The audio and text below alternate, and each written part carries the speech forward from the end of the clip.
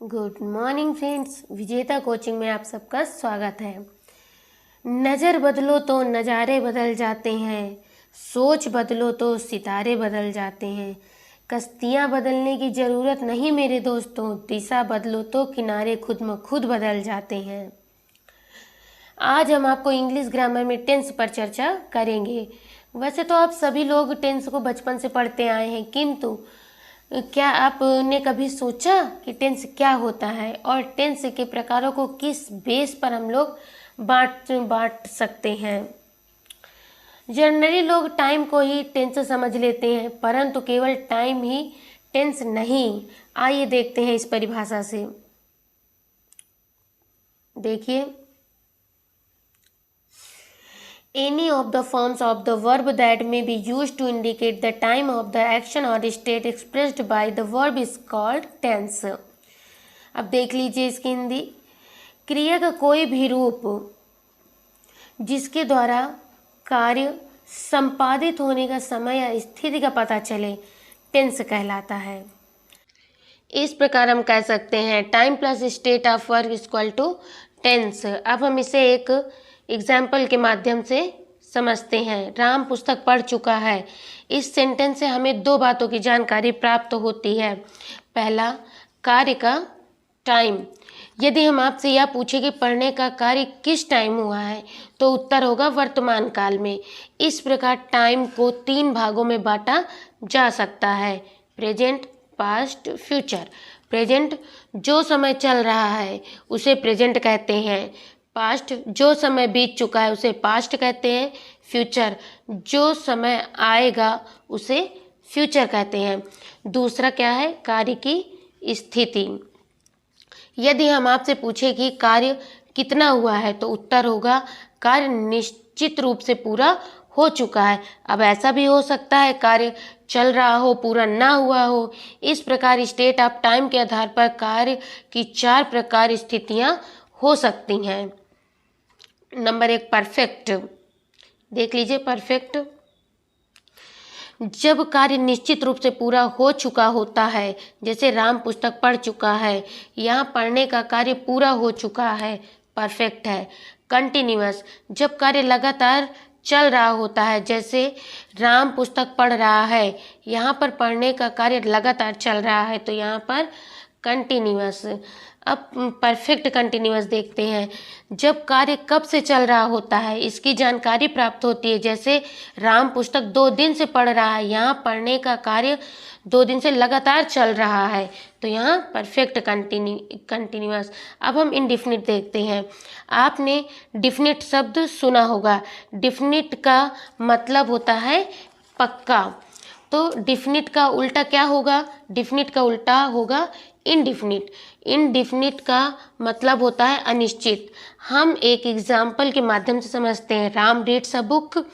यहाँ ना तो कार्य निश्चित रूप से पूरा होने की जानकारी मिल रही है, ना ही लगातार चलते रहने की जानकारी मिल रही है, इसीलिए इस कार्य की स्थिति अनिश्चित है।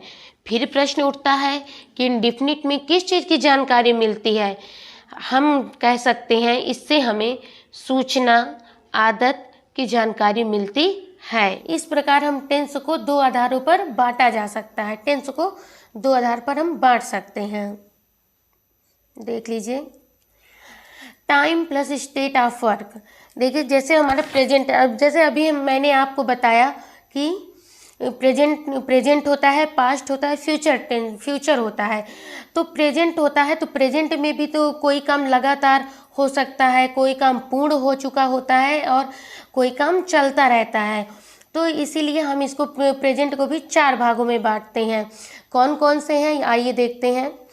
देखिए, प्रेजेंट इंडिफिनिट। अब हम इसको टेंस कह सकते हैं, प्रेजेंट इंडिफिनिट टेंस।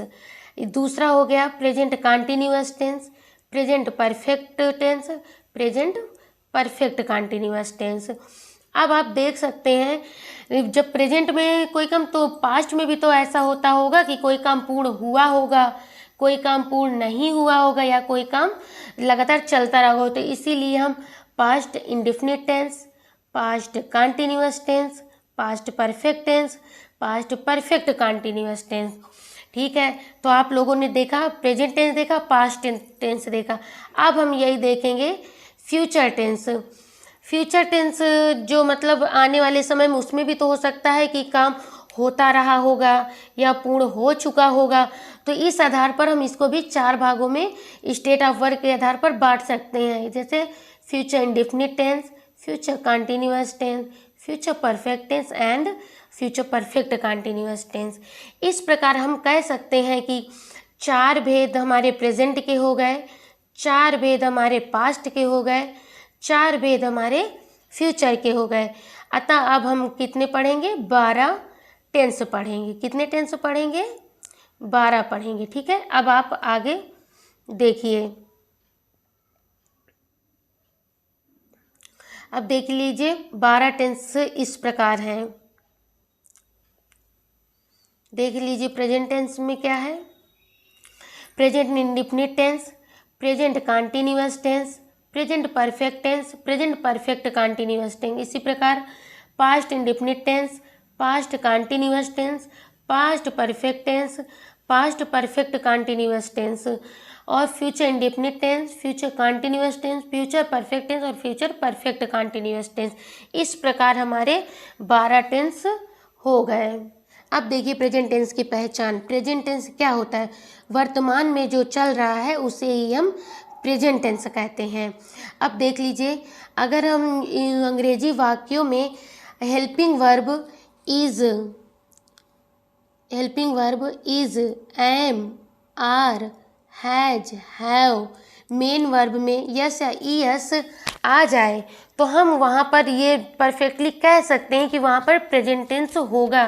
तो आप वहाँ पर पहचान जाएंगे कि वहाँ पर प्रेजेंट टेंस होगा ही होगा और वहाँ पर कुछ नहीं होगा। तो आप देख लीजिए हिंदी में कैसे पहचानेंगे। हिंदी वाक्यों में है, हूँ, हो, ये शब्द आते हैं। अब देख लीजिए आप पास्ट टेंस की पहचान। पास्ट टेंस क्या होता है? जो बीता हुआ काल होता है, जो भूतकाल होता है, उसे ही हम पास्ट टेंस कहते हैं। पास्ट टेंस के हेल्पिंग वर्ब में कौन से शब्द आएंगे? आप देख लीजिए, वाज, वर, हैड। अगर आप ये हेल्पिंग वर्ब देखते हैं वाक्य में तो आप समझ जाइएगा कि ये पास्ट टेंस में ही है और कोई टेंस में नहीं होगा, ना प्रेजेंट होगा ना ही फ्यूचर होगा। तो आप देख लीजिए हिंदी में इसकी पहचान क्या होगी। वाक्य अंत में था, थी, थे, या, ये शब्द आ सकते हैं। अब हम देखेंगे फ्यूचर टेंस की पहचान क्या होती है। फ्यूचर टेंस क्या होता है? फ्यूचर टेंस होता है जो आने वाला कल होता है, होगा। जैसे राम पढ़ता होगा, पढ़ रहा होगा या पढ़ चुका होगा, तो ये हमारा होता है फ्यूचर टेंस। उसमें हम हेल्पिंग वर्ब इंग्लिश में क्या यूज़ करते हैं? Will and shall. हम और भी यूज़ करते हैं लेकिन हम उसको आगे पढ़ेंगे। हिंदी में हम पहचानेंगे वाक्य अंत में ग है, गी है, गे है, ये शब्द आते हैं। अब आइए आगे देखते हैं। अब देख लीजिए जो प्रेजेंट टेंस है उसमें हम कुछ वाक्यों को आपको दिखाकर बताते हैं कि प्रेजेंट टेंस को हम कैसे पहचानेंगे। आप खुद बताएंगे कि प्रेजेंट टेंस होते क्या हैं। देखिए आप हिंदी देख रहे हैं, क्या लिखा हुआ है? राम फुटबॉल खेलता है। राम फुटबॉल खेलता है। तो आप देख लीजिए राम प्लेस फुटबॉल। तो आप देख रहे हैं प्ले लिखा हुआ है, तो इसमें क्या लिखा हुआ है? अब मैंने आपको बताया था मेन वर्ब में यस या ईएस होगा, तो यहाँ पर एस है तो यहाँ पर क्या होगा? तो ये आप डेफिनेटली कह सकते हैं कि ये प्रेजेंट टेंस है। ठीक है, नेक्स्ट देख लीजिए। अब हिंदी में आप है देख ही रहे हैं, तो इससे आप तो कंफर्म है ही है कि आप प्रेजेंट टेंस है। ठीक है, नेक्स्ट देख लीजिए क्या है? हम फुटबॉल खेल रहे हैं। तो आप है देखा तो आप समझ गए कि प्रेजेंट टेंस है, वर्तमान काल है। तो अब इंग्लिश में इसका ट्रांसलेशन भी देख लीजिए, वी आर प्लेइंग फुटबॉल। तो आपने देखा हेल्पिंग वर्ब इसमें क्या है? आर है। तो आर देखते ही आप तुरंत पहचान जाएंगे कि ये हमारा कौन सा टेंस है। बताइए कौन सा टेंस है? ये हमारा है प्रेजेंट टेंस। ठीक है, नेक्स्ट देख लीजिए। नेक्स्ट है मैं फुटबॉल खेल चुका हूँ। तो आप हूँ देखते ही पहचान गए प्रेजेंट टेंस में है। अब देख लीजिए have, I have played football. Have को आपने जैसे ही देखा आप समझ गए कि ये हमारा प्रेजेंट टेंस है। नेक्स्ट देखिए तुम फुटबॉल 2 घंटे से खेल रहे हो। You have been playing football for 2 hours.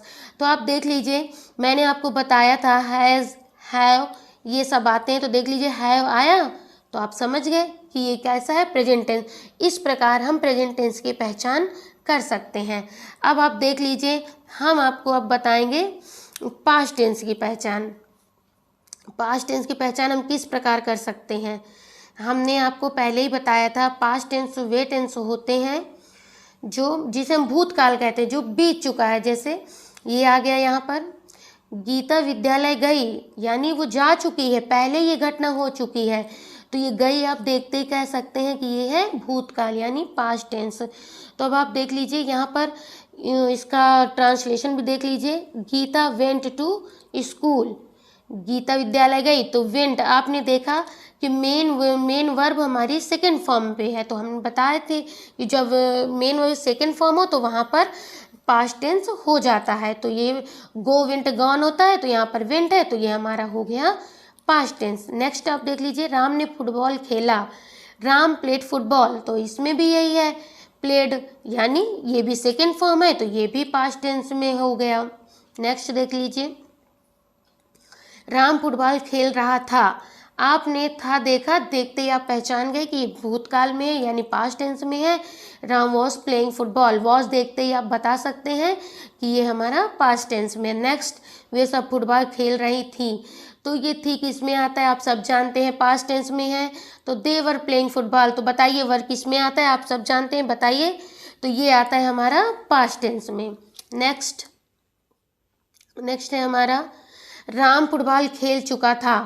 तो आपने पहले ही देखा होगा कि यहाँ पर था है, तो आप समझ गए कि ये हमारा पास्ट टेंस में है। तो ये अब हमें बताने की ज़रूरत नहीं, आप बहुत अच्छी तरीके से जान चुके होंगे।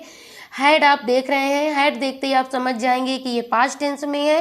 तो आप देख लीजिए, राम हैड प्लेड फुटबॉल, तो हैड ये हम कह सकते हैं कि पास्ट टेंस में। नेक्स्ट, राम 2 घंटे से फुटबॉल खेल रहा था, Ram had been playing football for 2 hours, had लगा हुआ है, तो आप समझ गए कि ये हमारा पास्ट टेंस में। नेक्स्ट देखिए आप, फ्यूचर टेंस की पहचान।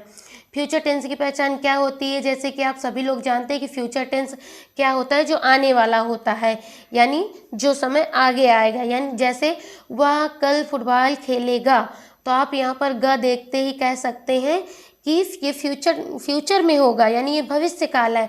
तो यहाँ पर हमने आपको बताया था विल सेल, कहीं भी देखना है तो आपको फ्यूचर टेंस में कर देना है। तो यहाँ पर देखिए, यहाँ पर क्या लिखा हुआ है, विल, तो आप समझ गए कि ये फ्यूचर टेंस है। नेक्स्ट, वह फुटबॉल खेल रहा होगा, सी खेल रही होगी, तो ये होगा सी विल बी प्लेइंग फुटबॉल, तो आपने विल देखा, ये हो गया आपका फ्यूचर टेंस। तुम फुटबॉल खेल चुकोगे, गा आपने देखा, यहाँ पर फ्यूचर टेंस है। You will have played football, तो विल आपने देखा, ये भी हो गया। हम 2 घंटे से फुटबॉल खेल रहे होंगे, we shall have been playing football for 2 hours, तो आपने यहाँ पर देखिए शैल देखा, तो हमने बताया था विल शैल दोनों होता है, शैल आपने देखा, तो ये फ्यूचर टेंस होगा। तो इस प्रकार आज हम लोगों ने क्या क्या देखा, आज हम लोगों ने देखा कि टेंस टेंस की परिभाषा देखा, उसको हम किस आधार पर हम बांट सकते हैं, और उसके हमने प्रकार बताए। तो अब हम आगे आपको प्रेजेंट, पास्ट और फ्यूचर टेंस के बारे में, इनके भेद बताएंगे और इनकी पहचान बताएंगे कि हम ट्रांसलेशन कैसे करेंगे। अगर आपको वीडियो अच्छा लगा हो तो like, subscribe and share, and thank you.